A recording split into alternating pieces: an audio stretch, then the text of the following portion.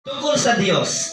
So kapag hiningi po natin ang karunungan at kapag ito ay pinagkaloob ng Diyos, ay matatamo po natin ang tunay na kaalaman tungkol sa Diyos.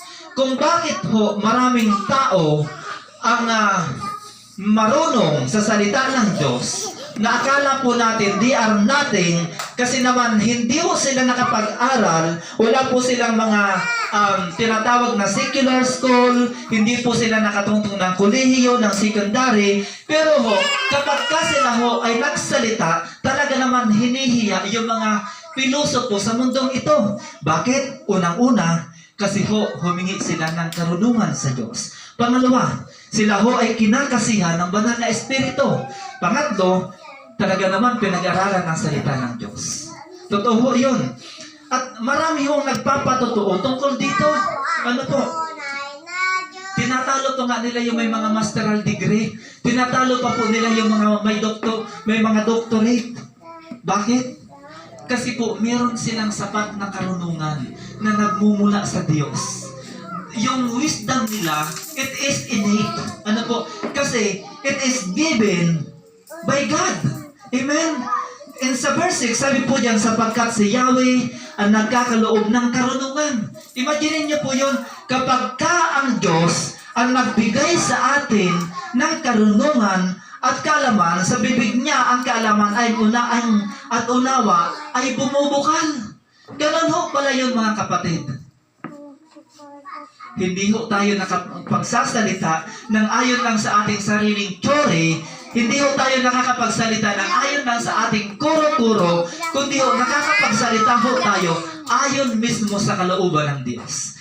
Meron halimbawa sa Old Testament na hindi magaling magsalita, literally, sapagkat siya po ay medyo bulol-bulol. Kung kilala natin si Moses, ang may akda ng tinatawag na Pentateuch, o yung 5 aklat sa Old Testament na nauna, which is yung Genesis, Exodus, Leviticus, Numbers, and Deuteronomy. Siya ay bulol-bulol magsalita. Pero kung bakit talaga naman siya ay pinapakinggan ng bansang Israel, dahil meron siyang karunungan na nagmumula sa Diyos. Itong si Kung Solomon na atin pong pinag-aaralan ngayon, kung bakit siya ay napakarunong, kasi humingi siya ng kaalaman at karunungan sa Diyos. Amen? At sabi po diyan, binabantayan niya ang daan ng katarungan at ang lakad ng lingkod niya ay kanyang sinusubaybayan. Ganon yun. Sa Ephesians chapter 1 verse 17, pray the glorious Father, the God of our Lord Jesus Christ would give you a spirit of wisdom and revelations as you come to know Christ better. Ano daw po yung pinagkakaloob sa atin? Not only a wisdom, but direct revelation from God. Amen? And then, pangatlo, una, humingi ng karunungan sa Diyos. Pangalawa, ay papaano natin tatanggapin ang karunungan sa nagmumula sa Diyos. At pangatlo, guarding wisdom. Why we need to guard our wisdom? Bakit kailangan nating bantayan ang karunungan at kaalaman, yung wisdom and knowledge na nagmumula sa Diyos? Sabi po yan sa verse 2, 9 to 11,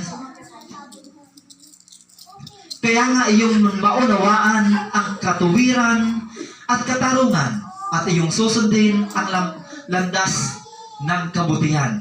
Mga kapatid, since tayo po ay humingi sa Diyos ng sapat na karunungan at kaalaman, ito po ay bantayan natin sa ating mga puso. Ito po ay ating pagkapangalagaan. Sabi ho dyan, kinakailangang bawat isa sa atin ay susundin natin ang landas ng kabutihan. Yun po palang karunungan at kaalaman na na-impart sa puso natin at isipan ng Lord. Ito po ay gagamitin lamang natin sa kabutihan, hindi sa kasamaan. Gamitin po natin ito to spread the Word of God, to share the Word of God. Meron po tayong tinatawag na Great Commission. Gagamitin po natin ito sa pangangaral ng salita ng Diyos. aside from that, gagamitin lamang po natin ang kaalaman at karunungan na na-impart sa atin ng Lord sa tama. Kung paano ho tayo kumilos, kung paano ho tayo mamuhay, o kung paano natin ito isa pamuhay. Kinakailangan doon lagi sa tama. Kasi kapag kayong karunungan na yan, na meron ka, ginamit yan sa mali. Para hong si King Nebuchadnezzar, na meron siyang sapat na kaalaman, sapat na karunungan, pero hindi niya ginamit sa tama. Kaya ano ho yung nangyari sa kanya? Hindi ho ito isang teorya lamang, kundi ito po ay nakabase ho tayo sa salita ng Diyos na siya ay naparusahan ng Diyos. Nagmukha siyang animal. Literally. Pinarusahan siya ng Diyos. Kaya nga, yung wisdom na kaloob sa atin ng Diyos, ingatan natin sa ating mga puso. Huwag natin gamitin sa pagsisindikato sa ating kapwa. Huwag natin gamitin sa pangluluko o pandaraya. Bagkus gamitin po natin ito to glorify our God. Amen? Para ho lagi sa ikaluluwalhati ng Diyos. And sabi ho dyan, how can a young person keep his life pure? Paano ba natin maiingatan ang ating mga puso na ito po ay hindi nadudumihan, hindi nadudumisan? Sabi ho ng Psalm chapter 119 verse 9, I have treasured your promise in my heart so that I may not sin against you. Sabi po dyan sa 10 and 11, I wholeheartedly search for you. Do not let my wander away from your commandments. I have treasured your promise in my heart so that I may not sin against you. Yun ho ang dapat. And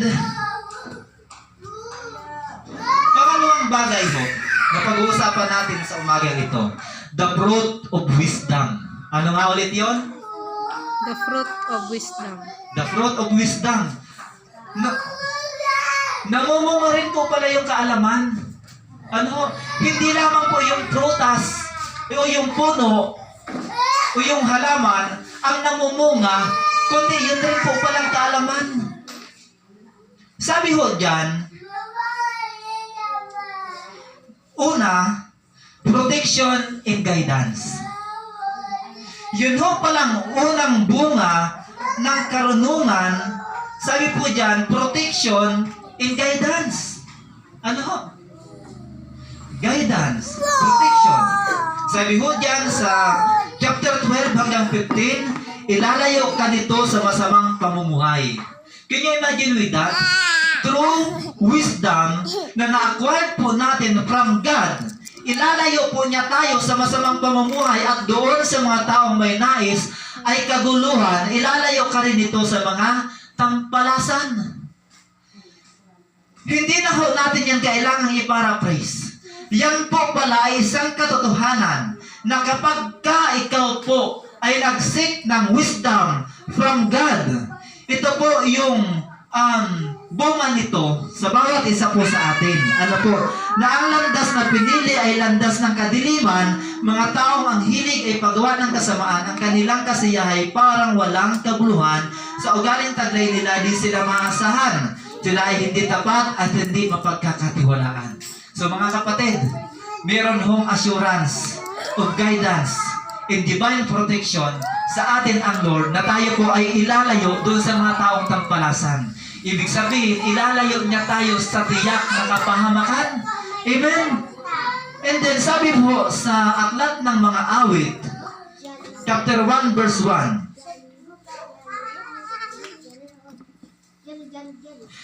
ang unang aklat ng tunay na kagalakan ay mapalad ang taong hindi makikinig sa payo ng masama at hindi sumusunod sa masama nilang halimbawa.